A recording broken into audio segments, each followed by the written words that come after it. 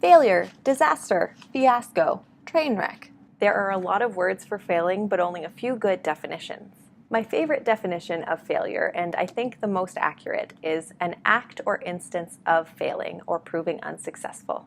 One unsuccessful act. That's hardly a condemnation, but most of us do feel like it's a condemnation when we fail. A condemnation of our abilities, our efforts, our talent, and then a lot of the time, we give up. That's what I'm here to help you with today.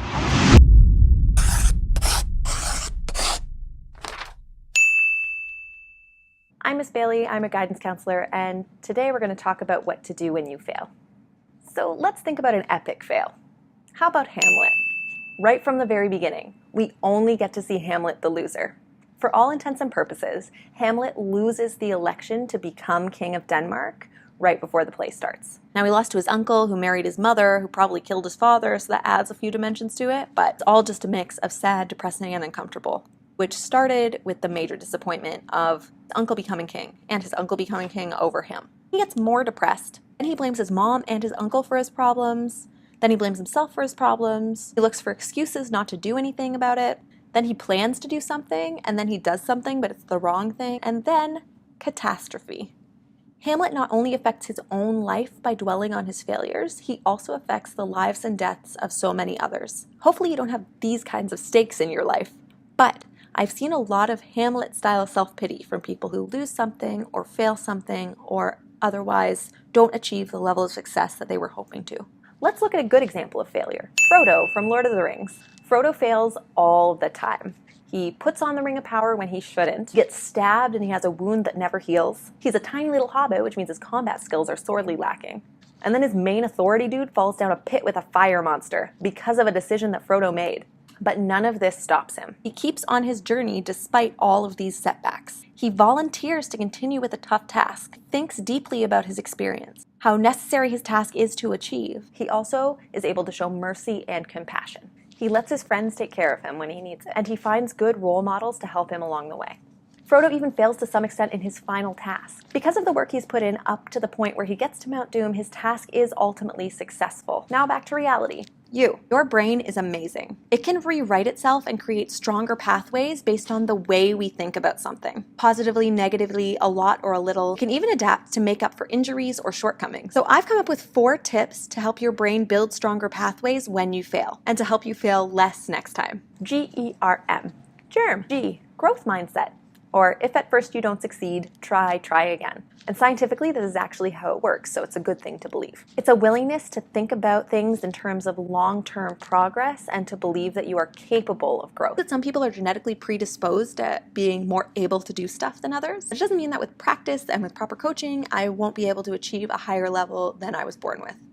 A growth mindset is just believing in something that's already true. The more you try at something, practice, and try again, the better you'll become. So if you failed at something you think is worthwhile, continue to practice, add experience, and try again. Science suggests you will improve, so believe it. Emotional intelligence, or if at first you don't succeed, reflect on the experience. Emotional intelligence is the ability to be aware of, control, and express our emotions.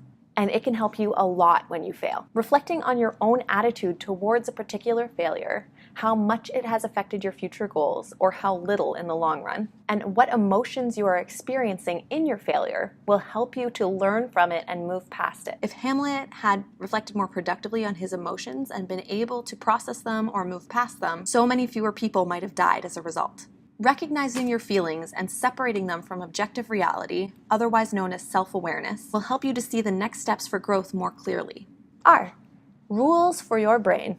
Or, if at first you don't succeed, follow these rules. A guy named John Medina wrote a book called Brain Rules, which basically outlines a 12-step program for how your brain can grow. The rules he provides are all around useful for life, like the brain grows from exercise, or short-term memory is acquired in a particular way. But they'll especially help you to recover from failure because if you use these rules, your brain will be primed to bounce back or learn from a setback, roadblock, or failure. His website's in the links below. If you click on one link in the description, click on that one. M. Mentorship and coaching, or if at first you don't succeed, find someone who has. When you're picking up a violin, you don't assume that you can learn it all by yourself without help from anyone or anything, right? Of course not. You need a teacher or a tutor or at least a YouTube video. Find someone who's better at that thing. Chances are they'll be able to help you to get to the next level. In conclusion, practice alone does not make perfect, but practice plus metacognition plus growth plus guidance often does. By the way, not everything is worth doing. Your failure might be an indication that you shouldn't be doing something in the first place. Think about your long game. What is worth trying, failing, and trying again? What's worth getting better at? Always math, usually music, often languages. What else for you? And then what's better to drop so that your brain can make stronger connections in the activities and tasks that are more worthwhile?